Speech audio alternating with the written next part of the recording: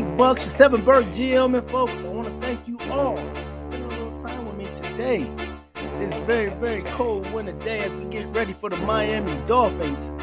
This thing is shaking down exactly how we thought it was, right? I will tell you this season is setting up for one of the most exciting finishes in my life.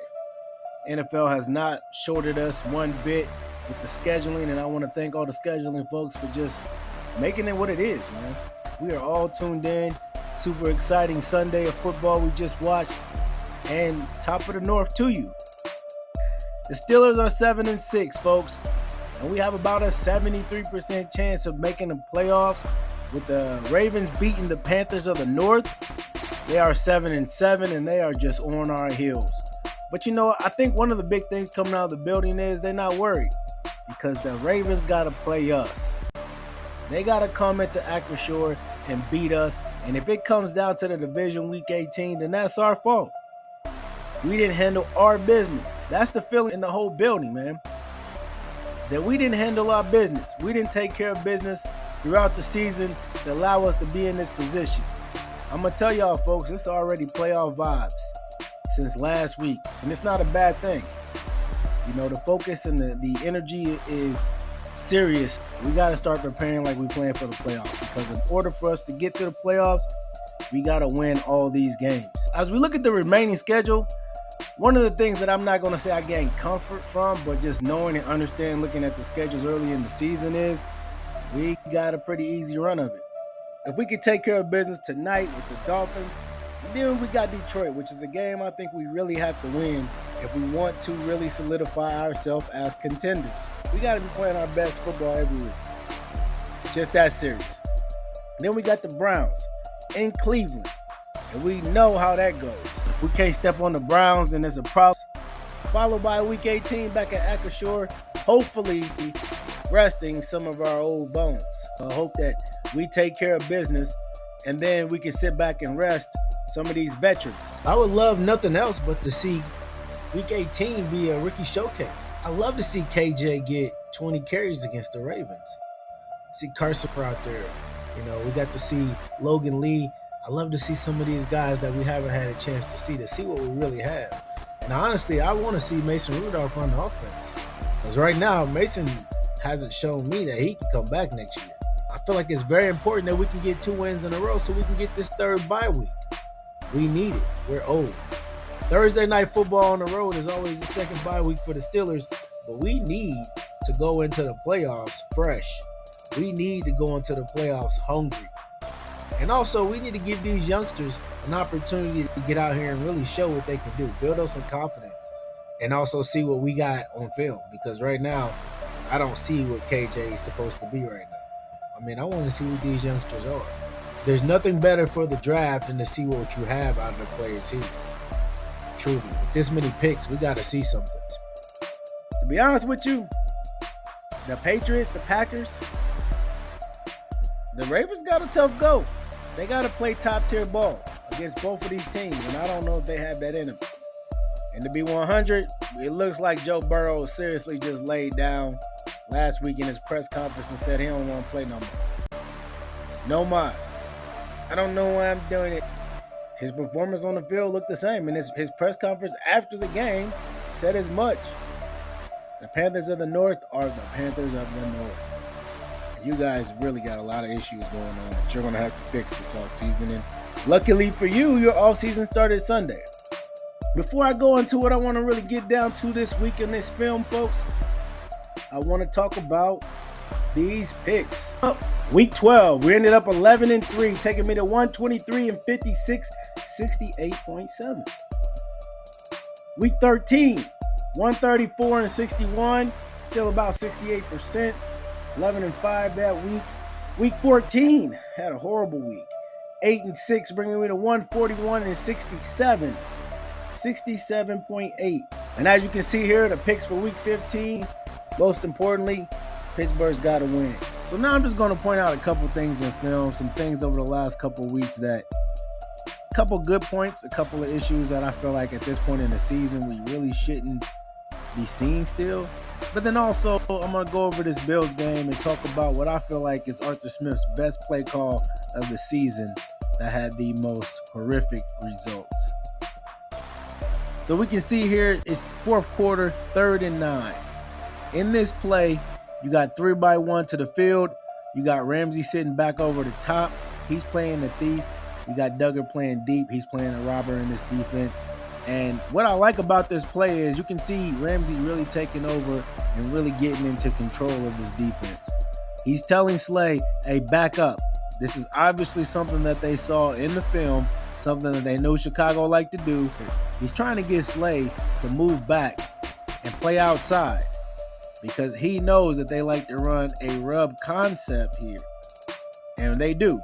Echols, he's playing okay defense. He kind of hesitates a little bit, but he gets there and they make the stop. What I found interesting about this film is if you watch it, you can see where Ramsey looks at Slay with this look like, man, I told you to do this, and you didn't do it. They almost converted a first down. And then he immediately looks to the sideline in disgust. It's great to see Ramsey really taking over as a leader in the defense. You can tell he's kind of become a locker room leader.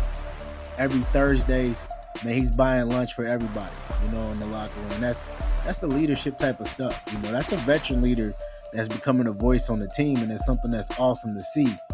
I kind of believe that this had a lot to do with why we don't see Slay anymore. Not just his availability, but he wasn't making plays. And this right here was a stop that we definitely needed.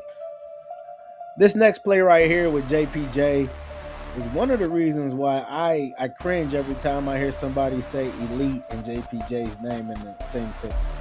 He's a true grappler. He might be the best grappler in the entire NFL. And for me, he's the reason why we have to draft 2 cornerbacks early next year.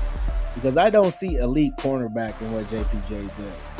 In this game, this missed assignment is something that you just can't have and be a good defense. He clearly bumps over here in the defense. We've seen this in other games.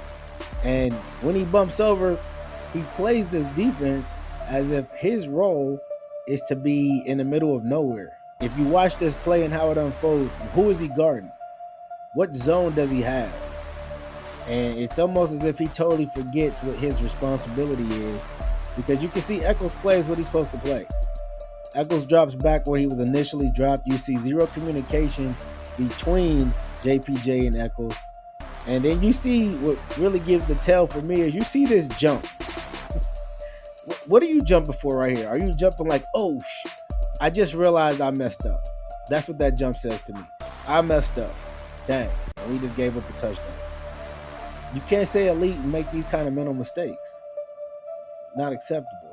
Now, in this Bills game, man, there's some things that really bother me. I felt like we played really great football in the first half, even though we gave up a lot of rushing yards. We played them well. It was 7-3. I'm going to point out right here, this is, I think, one of the things that I've been harping on all season. On 3rd down, first quarter, KG is not only in the flats, he has a blocker, folks. But yet, Bad Grandpa wants to make this impossible throw to Calvin Austin. CA3 is a great guy. He's a speedster, man. He's not a spectacular route runner. He doesn't create spectacular separation. He is not a guy that's going to go up and win this one-on-one ball with anybody. He's like 5'9". But yet, Bad Grandpa wants to make this throw instead of making the throw in the flats with KG. And like I've said all season long, KG in the flats will pay your mortgage. We will matriculate the ball down the field if we just take the answers that Arthur Smith has given us. But yet, you want to make this impossible. Coming out of halftime in a 7-3 game, with us having historically one of the best 3rd and 4th quarter defenses, I know it hasn't been the proof this season, but this is when we tighten the screws.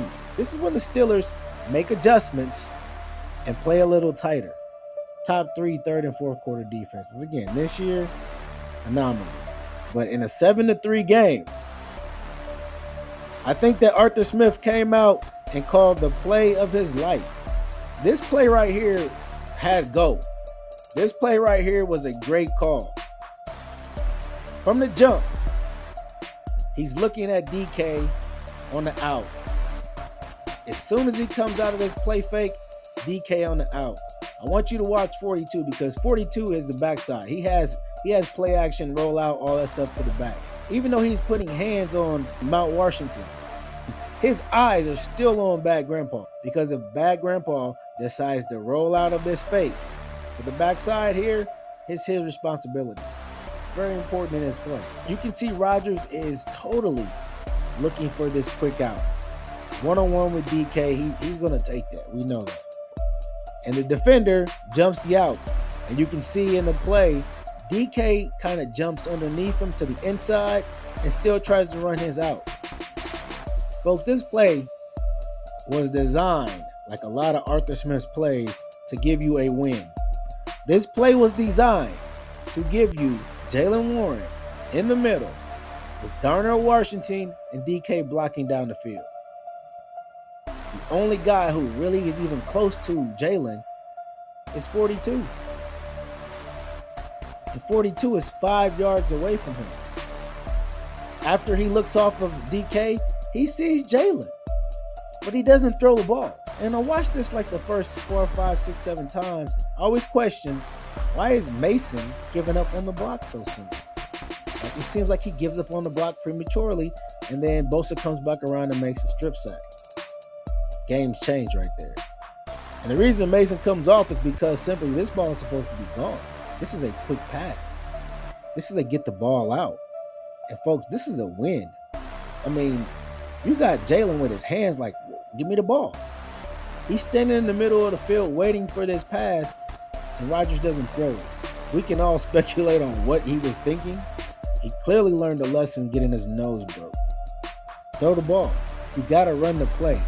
And on this play, you had 9 guys really running a great play because Mason, but I think had he held his block,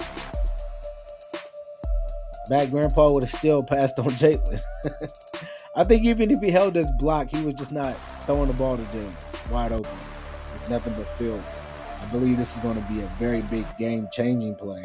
And it was. It ended up being a game-changing play in the most negative way. My frustration is with Mason Rudolph, who comes in the game after having a very, very horrible performance in Chicago. You come in the game and you immediately miss the win. The win is not throwing the ball to Washington in triple coverage, folks. It's not. The win is running back out the backfield, right across your face, and one-on-one. But instead, you come in on second down and you throw an interception. That's the game. The game is over at that point. You went up from 7-3 to down 10-7 and giving them the ball back in a game where they've been able to run the ball very well. That's just something you can't do in the NFL. I greatly appreciate you spending some time with me today, liking and subscribing and helping us continually grow the page. And remember, I'm here for the smoke, all the smoke, and sometimes nothing but the smoke. So help me God. Don't be afraid though, stay safe, and be dangerous. Subscribe to the page so you can catch my interview with RB1 Jaylen Warren.